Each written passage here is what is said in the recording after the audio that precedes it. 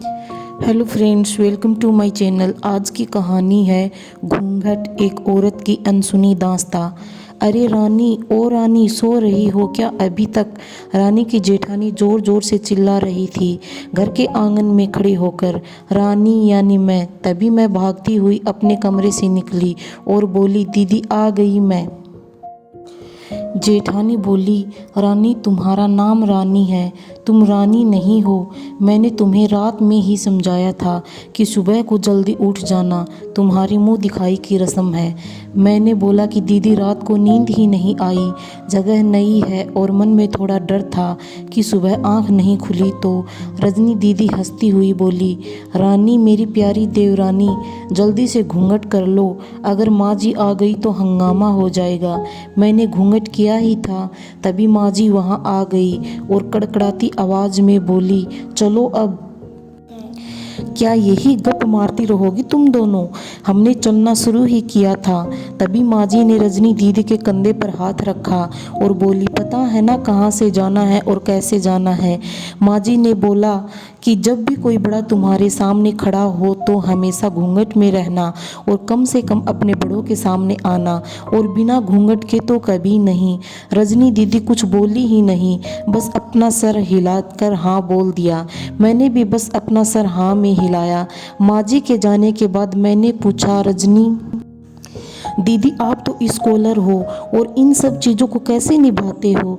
रजनी दीदी मुस्कुराई और बोली कि मैं थारे जेठ जी से बहुत प्यार करती हूँ, इसलिए अभी तक चुपचाप सब निभा रही हूँ। मैं कुछ बोली नहीं और चुपचाप रजनी दीदी के साथ घर के बाहर वाले कमरे में जाकर बैठ गई। वहाँ पर एक पड़ोस की आंटी जी बैठी थी। वो बोली कि यह कैसे बहू आई है, ससुर जी सामने खड़े हैं और ये यहाँ बैठी है। मुझे कुछ समझ ही नहीं आया। मतलब? रजनी दीदी बोली कि आंटी जी अभी नई बहू है, यहाँ के रीति रिवाज सीखने में थोड़ा समय लगेगा। रजनी दीदी मुझे वहाँ से उठाकर मेरे कमरे में छोड़ गई। 6 महीने यूं ही छोटी छोटी चीज़ों में बीत गए। फिर एक दिन मैं राहुल के साथ साड़ी लेने गई।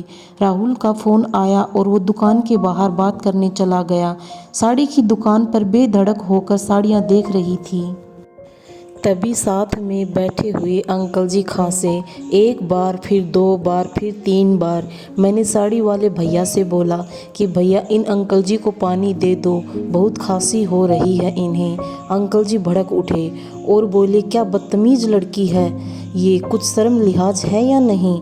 इसी दुकान पर हंगामा देख राहुल बाहर से भागकर अंदर आया और अंदर आते ही अंकल जी के पैर छूकर बोले, मामा जी आप यहाँ? मैं घबरा के दुकान से बाहर निकल आई, एक लंबा घूंघट करके गाड़ी में बैठ गई। राहुल बाहर आया और गाड़ी में बैठकर गाड़ी बहुत तेज़ चलाने लगा। मैंने धीमी आवाज़ में बोला, गाड़ी बहुत तेज़ चला रहे हो, कहीं एक्सीडेंट ना हो जाए। हम घर पहुँचे ही थे, तभी माँ जी ज़ोर ज़ोर से चिल्लाते हुए बाहर आई, देखो आ गई ये रानी साहिबा, ख़ानदान की इज्जत मिट्टी में मिलाकर। तभी रजनी दीदी आई और बोली, माँ जी मेरे शादी को 6 साल हो गए हैं, मैं अभी तक मामा जी को नहीं जानती, ये कैसे जानेगी? माँ जी जोर से चिल्लाई, देखो कैसे चपड़ चपड़ जबान चल रही है इस रजनी की भी।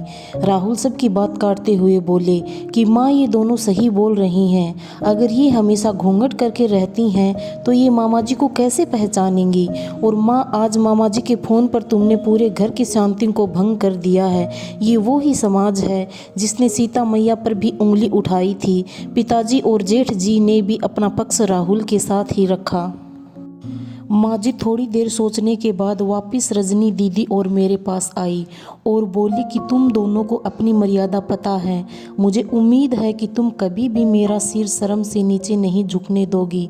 हम एक ही परिवार के सदस्य हैं, हमें हमेशा साथ रहना, अच्छा वक्त हो या बुरा वक्त, हर सदस्य को अपनी मर्यादा पता है। माँ जी ने मुझे और रजनी दीदी को गले लगा लिया। दोस्तों, अगर कहानी अच्छी लगी हो तो चैनल को लाइक एंड सब्सक्राइब कर दीजिएगा।